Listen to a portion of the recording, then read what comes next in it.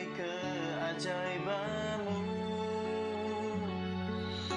di setiap langkah hidupku, penyertaanmu. Shalom saudara. Semakin luar biasa dalam Tuhan, semakin hidup dalam rencana Tuhan, semakin mencintai Tuhan. Amin saudara.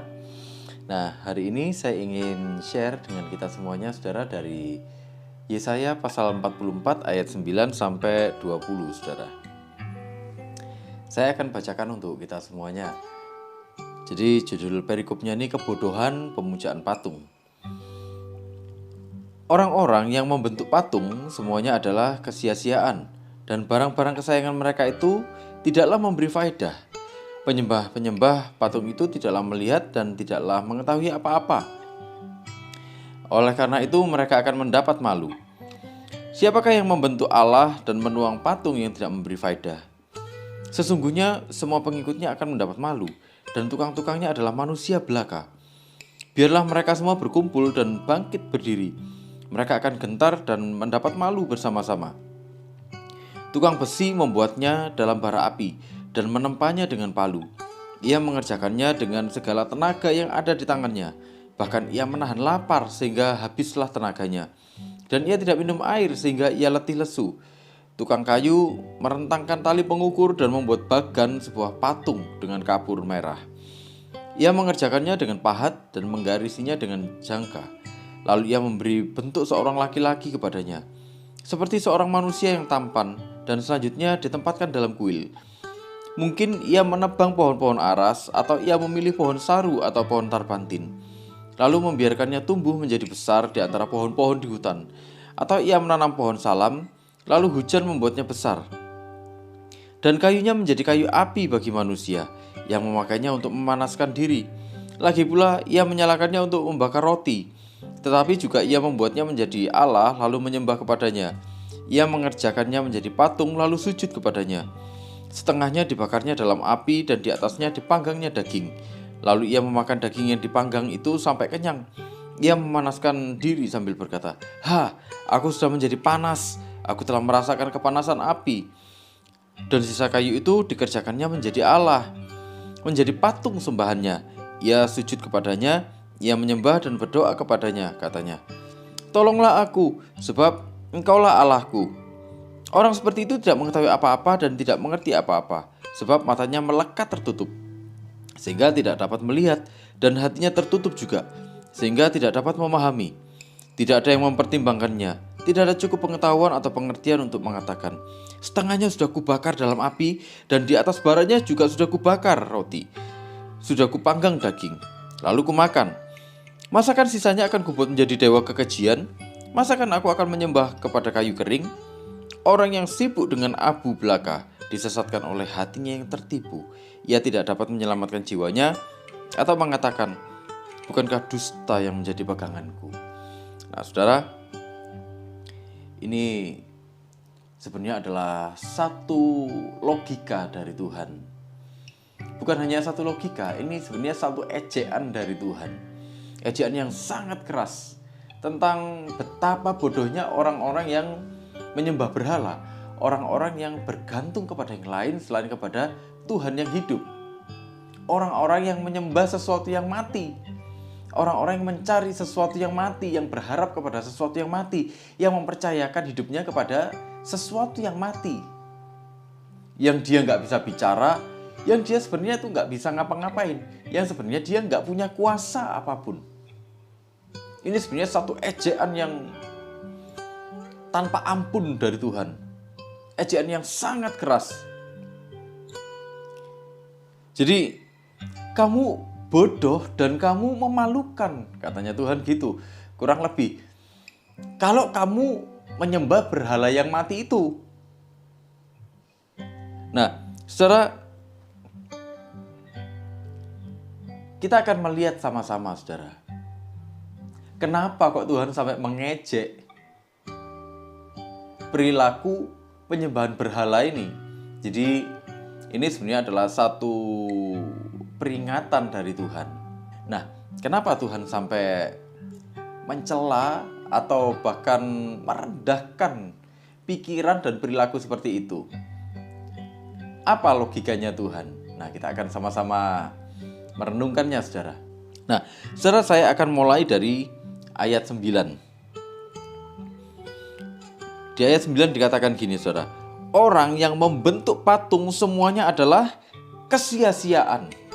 Nah, kesia-siaan ini berbicara tentang ini sebuah kebingungan, sebuah kehampaan, dan itu tidak nyata, saudara. Saudara, berhala-berhala dalam pandangan Tuhan itu sesuatu yang mati, sesuatu yang tidak bernyawa, sesuatu yang sebenarnya itu nggak bisa apa-apa. Kalau kita perhatikan di ayat-ayat selanjutnya, saudara, bagaimana manusia yang membentuk berhala-berhala itu, mereka yang mempersonifikasi atau memberikan satu pribadi, menganggap bahwa berhala-berhala ini satu pribadi yang di dalamnya mereka itu bisa mendapatkan pengharapan, mendapatkan kekuatan. Bahkan bukan cuma itu, tapi sebenarnya mereka bisa mendapatkan keuntungan dari sana. Nah, jadi kita bisa melihat bahwa kalau orang menyembah berhala-berhala yang mati dalam pandangan Tuhan, mereka sebenarnya cuma ingin mencari keuntungan yang diinginkan oleh kedagingan mereka. Jadi, saudara, ini benda-benda mati yang diberi pribadi dalam tanda kutip oleh manusia. Kita bisa lihat tadi, dijadikan patung laki-laki, terus dibentuk menjadi satu patung laki-laki yang tampan, kemudian mereka tempatkan di kuil-kuil, kemudian mereka menyembah. Padahal mereka yang cari kayunya, mereka yang mengusahakan kayunya, mereka yang memahat mati-matian, membuatnya mati-matian. Kemudian mereka menyembah itu. Bagi Tuhan ini gak masuk akal. Apa yang kamu lakukan itu sebenarnya itu sebuah kebingungan, sebuah kehampaan, dan itu gak nyata sebenarnya. Saudara, apa yang dilakukan oleh manusia saat menyembah berhala, waktu mereka mempersonifikasi ini, waktu mereka membuat berhala-berhala itu jadi seperti seolah mereka itu adalah pribadi. Sebenarnya ini adalah satu bentuk kesadarannya manusia bahwa mereka sebenarnya tidak sanggup untuk melakukan semua hal. Mereka sebenarnya menyadari bahwa ada keterbatasan-keterbatasan di dalam hidup mereka. Mereka tidak bisa melakukan semuanya. Mereka tidak bisa mengusahakan semuanya. Mereka tidak bisa mengendalikan alam sepenuhnya. Mereka tidak bisa mengendalikan datangnya keuntungan sepenuhnya. Padahal mereka ingin mengendalikan semuanya. Padahal mereka ingin mendapatkan keuntungan sebesar-besarnya. Itulah kenapa terus akhirnya karena mereka nggak sanggup, mereka cari sesuatu yang lebih hebat di luar dirinya. Siapa itu? Mulailah mereka mencari-cari. Ini sepertinya trial and error. Dicoba, kalau yang wujud seperti ini nggak bisa, kita coba wujud yang lain. Kalau dewa yang ini nggak bisa, kita coba dewa yang lain. Siapa tahu dewa yang lain bisa menjawab kebutuhan kita, bisa menguntungkan kita. Itu dalam pandangannya mereka. Jadi sebenarnya karena manusia ini merasa tidak sanggup, merasa tidak aman, itulah kenapa mereka cari sesuatu yang menurut mereka sanggup dan menurut mereka bisa memberikan rasa aman. Kalau zaman dulu, saudara, dalam zamannya ini, di Yesaya ini, kita melihat berhalanya patung, sepertinya patung, ya kan? Entah itu patung dari logam, entah itu patung dari kayu. Tapi yang disebut oleh Tuhan di sini, itu dari kayu kaum pahat-pahat sendiri. Dalam konteks zaman ini, berhala itu bisa macam-macam wujudnya, saudara. Karena berhala ini sebenarnya segala sesuatu yang membuat kita berpaling daripada Tuhan. Segala sesuatu yang membuat kita tidak memandang Tuhan lagi, kemudian memandang yang lain. Sesuatu yang membuat kita ini tidak lagi berharap kepada Tuhan, tidak lagi berhubungan dengan Tuhan, tapi justru malah berharap dan berhubungan dengan sesuatu yang lain, yang kita anggap lebih memberikan kesenangan, lebih memberikan keuntungan bagi kita. Dalam zaman ini, berhala-berhala kita, mungkin logika-logika kita, rasio kita. Dalam zaman ini, mungkin berhala kita bukan patung kayu, bukan patung logam, tapi harta benda kita mungkin. Berhala kita bisa saja pekerjaan kita mungkin.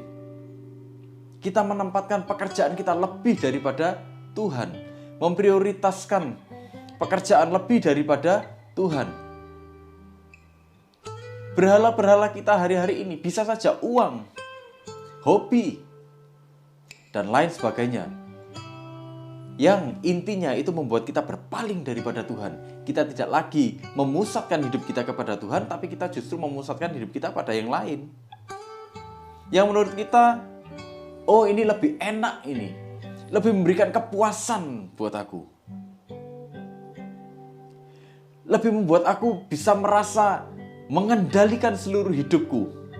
Nah, kalau sama Tuhan kan kita yang harus berserah kepada Tuhan. Kalau ini justru kita yang sepertinya kita bisa ngatur dewa-dewa ini, ngatur berhala-berhala ini. Nah, secara itulah kenapa Tuhan bilang seperti orang bingung. Orang yang menyembah berhala itu sia-sia. Mereka seperti orang yang bingung. Kenapa? Karena kalau yang satu nggak bisa, mereka akan mencoba yang lain. Yang satu nggak bisa, mereka akan mencoba yang lain. Mereka ada dalam kebingungan, trial and error terus. Mencari Tuhan yang pas. Jadi Tuhannya yang diaudisi sama mereka, saudara. Luar biasa ya, manusia mengaudisi Tuhan, saudara. Jadi manusia cari siapa yang cocok. Tapi bagi Tuhan, dalam kata kesia-siaan ini, itu juga satu kehampaan. Apa yang engkau lakukan waktu engkau berharap pada sesuatu yang mati, sebenarnya itu sesuatu yang hampa. Engkau tidak akan pernah merasa puas. Engkau tidak akan pernah merasa benar-benar aman. Itulah kenapa engkau terus mencari, dan engkau tidak akan pernah ketemu. Karena engkau mencari sesuatu yang salah. Mencari dengan hati yang salah, dengan motivasi yang salah. Mencari untuk tujuan yang salah. Tuhan juga ngomong dalam kesia-siaan ini, itu sesuatu yang tidak nyata. Dia bukan benar-benar Tuhan. Jadi berhala-berhala ini, kalau dulu patung, kalau sekarang pekerjaan, uang dan sebagainya, bahkan pelayanan bisa jadi berhala, saudara. Saudara, itu tidak nyata. Kenapa? Karena itu sesuatu yang mati. Kalau kita memberhalakan pelayanan hanya akan menjadi aktivitas. Pada akhirnya yang kita cari bukan Tuhan. Yang kita cari adalah aktivitas. Yang kita layani adalah aktivitas. Bukan lagi Tuhan yang kita layani. Bukan lagi Tuhan yang kita cari. Saudara, itulah kenapa Tuhan bilang gak nyata semuanya itu. Fantasi. Fantasi itu indah dalam angan-angan, tapi nol dalam kenyataan. Berhala sepertinya itu memang bagus, saudara. Dalam angan-angan, dalam penampilannya, kelihatannya memang bagus. Bentukannya bagus, ornamen-ornamennya semuanya bagus. Tapi tetap aja itu sesuatu yang mati. Yang sesungguhnya itu gak akan pernah memberikan pertolongan apapun dan gak akan pernah memberikan kepuasan apapun.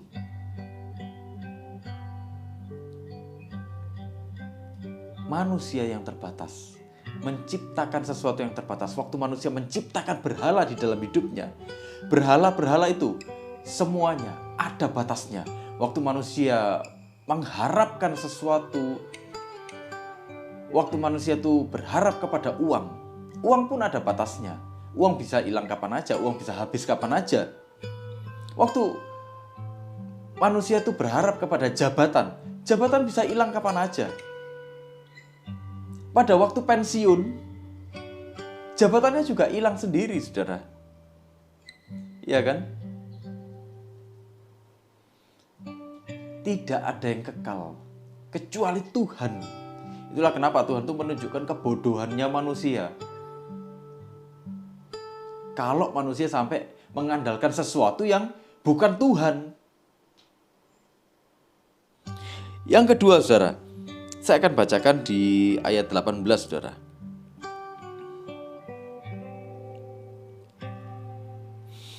Orang seperti itu tidak mengetahui apa-apa dan tidak mengerti apa-apa, sebab matanya melekat tertutup sehingga tidak dapat melihat, dan hatinya tertutup juga sehingga tidak dapat memahami.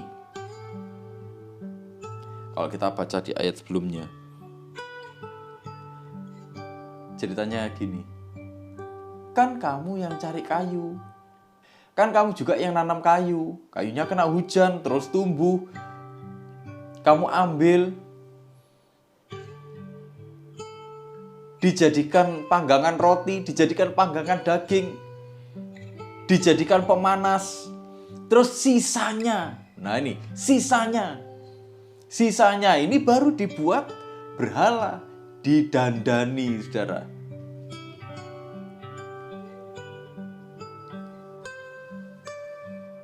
Ini logikanya Tuhan. Artinya pelakunya, orang-orang yang menyembah berhala ini sama sekali tidak memiliki kedalaman tentang Tuhan, sehingga tidak bisa membedakan baik dan buruk. Artinya mereka ini tidak bijaksana, mereka tidak hati-hati, hidupnya sembrono. Ya gimana gak sembrono, saudara? Di poin awal tadi kita melihat waktu Tuhan bilang tentang kesia-siaan, mereka seperti orang yang bingung. Kenapa? Karena dalam hatinya mereka hampa. Wong itu sesuatu yang tidak nyata kok disembah. Kan gitu, saudara. Mereka cari dewa yang menguntungkan. Kalau mereka butuh hujan, mereka cari dewa hujan. Mereka cari dewa kesuburan. Mereka cari dewa apa lagi? Kalau dalam zaman ini mereka cari uang. Karena uang dianggap bisa memberi mereka kekuasaan. Waktu uang tidak bisa lagi menjawab, mereka berpikir, oh gak cuma uang, tapi aku harus cari jabatan. Akhirnya mereka ini bukan cuma jadi orang yang mencari atau mengusahakan hal-hal seperti itu, tapi di dalam hatinya mereka jadi orang-orang yang serakah. Itulah kenapa orang-orang yang serakah seperti ini adalah bagi Tuhan orang yang tidak bijaksana. Mereka bodoh, mereka tidak hati-hati. Hidupnya gerusa-gerusu, saudara. Saudara, penyembah berhala, karena dia merasa dia memelihara, ya, dan dia menciptakan, dia yang melakukan semuanya itu kepada berhala-berhala itu. Itulah kenapa dia merasa bisa dan berhak sebenarnya untuk berganti Allah kapanpun dia mau. Dia bisa saja pilih Tuhan yang dia mau. Dia bisa saja pilih Tuhan yang dia suka. Oh kalau Tuhan ini, oh nggak keren ini. Dia nggak bisa jawab kebutuhanku. Dia nggak bisa menjawab apa yang jadi keinginanku. Wah nggak keren ini. Yuk kita cari Tuhan yang lain aja. Yuk kita cari tempat pengharapan yang lain aja. Yang selain Tuhan, apa ikut Tuhan ini? Udah banyak prosesnya. Kalau katanya orang-orang, hayati lelah, ya kan, gitu kan. Udah capek hidup ini. Udah cari Allah yang lain aja, cari Tuhan yang lain aja yang memberi kita kemudahan-kemudahan. Nah ini, karena dia merasa dia yang menciptakan Tuhan, dia yang memelihara selama ini, wah sudah memperjuangkan untuk dapat finansial yang seperti ini atau jabatan yang seperti ini. Begitu dirasa itu nggak menjawab, ya sudah, kita tambahkan aja yang lain atau kita ganti yang lain. Itu kalau sekarang. Kalau zaman dulu, kita cari dewa yang lain aja. Kan gitu, saudara. Itulah sebabnya, saudara, hidupnya penuh dengan hal-hal yang gegabah. Dia nggak bijaksana, dia sembrono.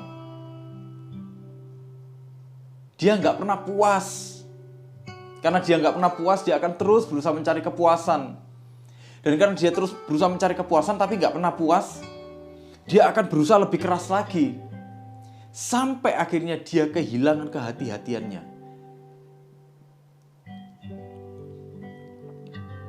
Hatinya akan dipenuhi dengan obsesi, obsesi, dan obsesi. Obsesi untuk mendapatkan ini, obsesi untuk mendapatkan itu.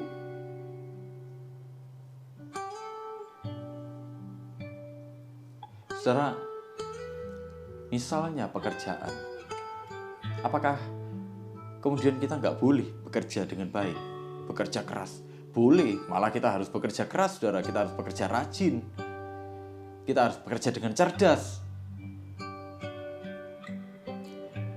Tapi yang jadi masalah adalah waktu pekerjaan itu menjadi tumpuan pengharapan kita.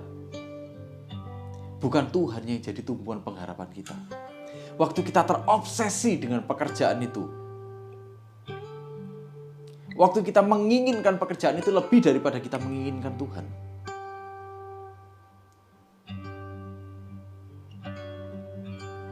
Apakah kita nggak boleh memiliki uang? Boleh. Karena dalam hidup ini pun, waktu kita membeli makanan, kita juga belinya pakai uang kan, saudara. Tapi yang jadi masalah adalah waktu kita terobsesi dengan uang. Waktu uang itu menggantikan hubungan-hubungan kita dengan Tuhan. Waktu uang itu menggantikan pengharapan kita kepada Tuhan. Itu yang jadi masalah. Uang itu sudah menjadi Allah di dalam hidup kita, menjadi Tuhan di dalam hidup kita, menjadi berhala di dalam hidup kita. Itu yang jadi masalah. Itu yang nggak boleh.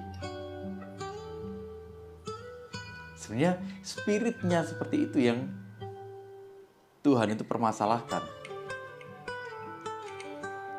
Pelayanan. Apakah berarti kita nggak boleh melayani? Loh, justru seumur hidup kita, dimanapun kita berada, kita ini sebenarnya sedang melayani Tuhan, saudara. Dalam kapasitasnya kita masing-masing.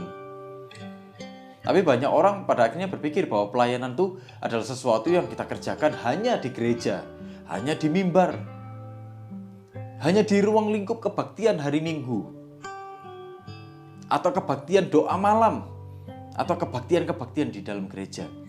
Itulah kenapa kita terobsesi dengan aktivitas-aktivitas seperti itu. Kita saking terobsesinya, kita jadi melupakan hubungan kita dengan Tuhan. Kita jauh lebih asik dalam dunia pelayanan dibanding kita berdoa, kita mencoba mengenal Tuhan. Kita ingin mengenal Tuhan, belajar mengenali kehendak Tuhan.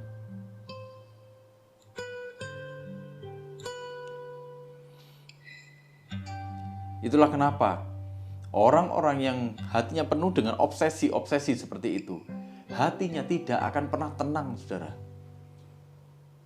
Makanya sama Tuhan dibilang, orang seperti ini sebenarnya nggak bijaksana. Karena dia nggak bijaksana, dia tidak berhati-hati. Dia terobsesi. Dia tidak pernah puas. Semakin dia tidak pernah puas, dia akan semakin berusaha. Waktu dia semakin berusaha, dia akan kehilangan akal sehatnya. Disitulah dia akan menghalalkan segala cara.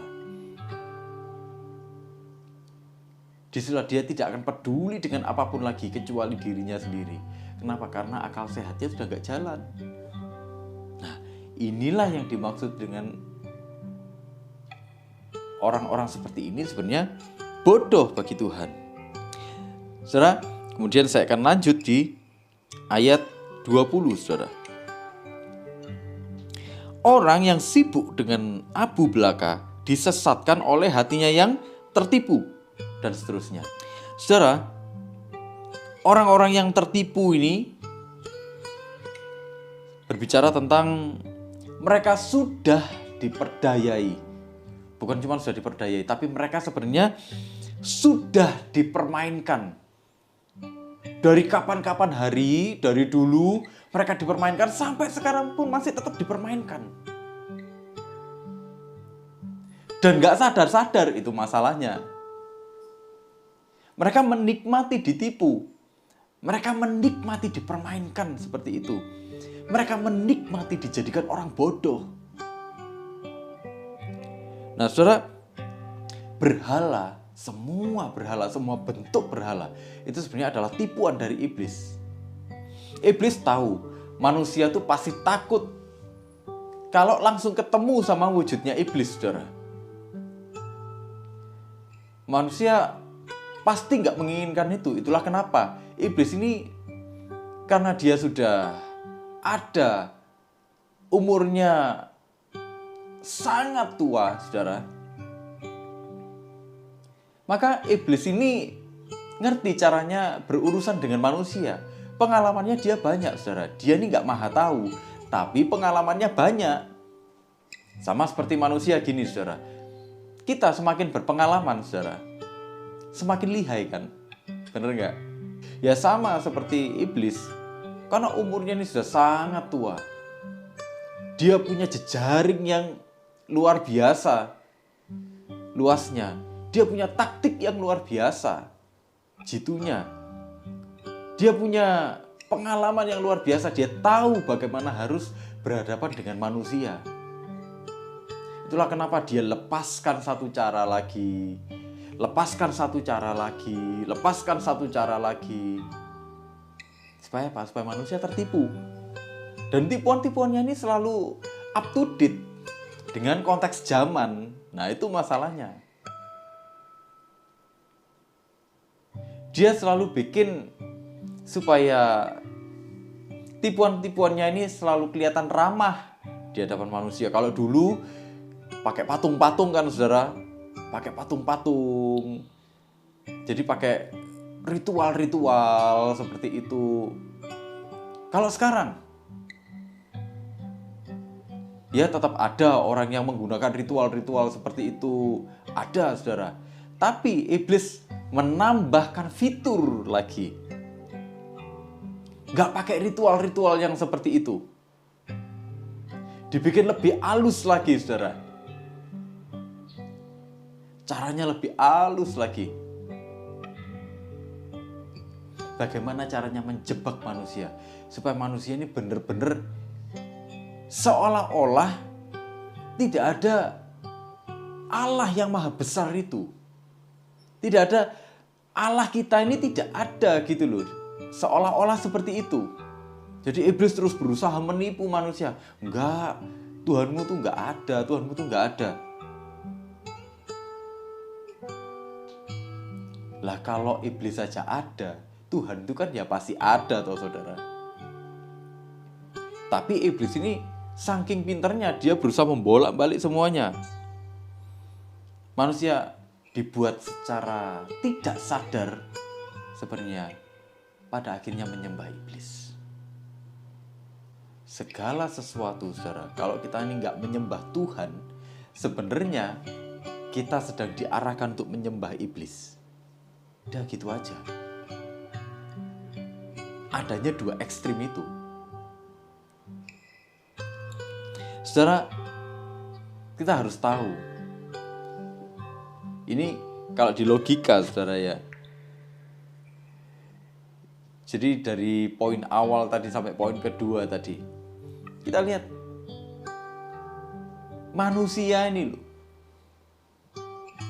dipancing sama iblis untuk menciptakan sesuatu dari kreasinya mereka. Yang mereka bisa sembah, seolah-olah itu ciptaannya mereka. Padahal itu pancingannya iblis supaya itu bisa disusupi sama iblis dan mereka pada akhirnya menyembah iblis. Saudara, iblis ini pun sebenarnya kan makhluk ciptaan. Kemampuannya pun terbatas. Kuasanya juga terbatas. Dia ini kan malaikat yang terbuang dan nanti pasti terhukum. Nah, itulah kenapa dalam logikanya Tuhan, kalau kamu menyembah berhala, kamu sedang menyembah iblis. Dan kalau kamu menyembah iblis, kamu tuh bodoh. Kenapa? Karena dia ini malaikat yang terbuang. Dia ini pun ciptaan. Karena dia ciptaan, kemampuannya juga terbatas. Itulah kenapa seharusnya kamu gak menyembah dia.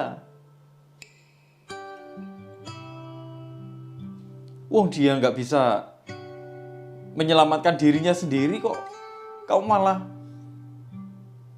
berharap hidupmu selamat, minta kepada berhala-berhala. Yang sebenarnya kamu sedang menyembah iblis. Waktu kamu menyembah iblis, wah ini ketawa setannya, kan gitu. Wah, manusia ternyata bisa dipermainkan. Manusia ternyata bisa dibodoh-bodohi.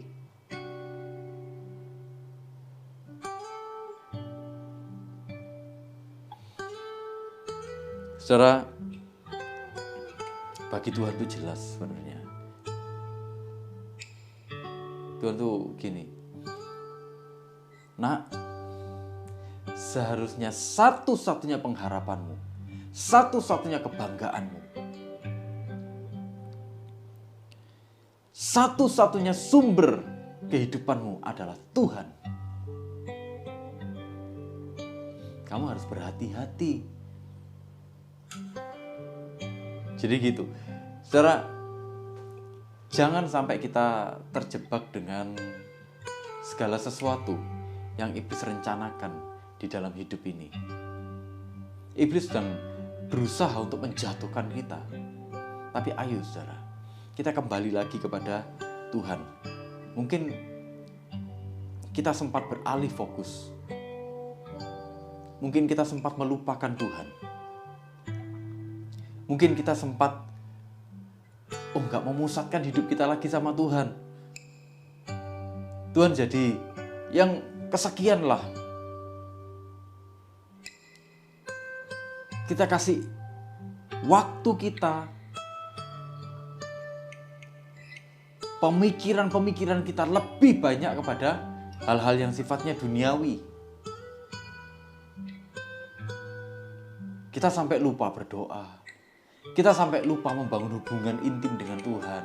Kita sampai lupa dengan disiplin-disiplin rohani kita, membaca Alkitab, merenungkan firman Tuhan. Kita berdoa, kita sampai lupa dengan itu semuanya. Kenapa? Karena kita terlalu asik bekerja. Karena kita menikmati hidup dengan uang yang ada. Karena kita pelayanan. Mungkin kita sempat seperti itu. Tapi hari ini saudara, ayo kita kembali kepada Tuhan. Ayo kita kembali memusatkan hidup kita lagi kepada Tuhan. Ayo kita memandang Tuhan lagi. Jangan mau ditipu oleh iblis. Dan jangan mau dipermainkan oleh iblis. Jangan mau dibawa ke dalam kesia-siaan. Jangan mau dijebak dalam kebingungan, kehampaan, ketidaknyataan, kebodohan.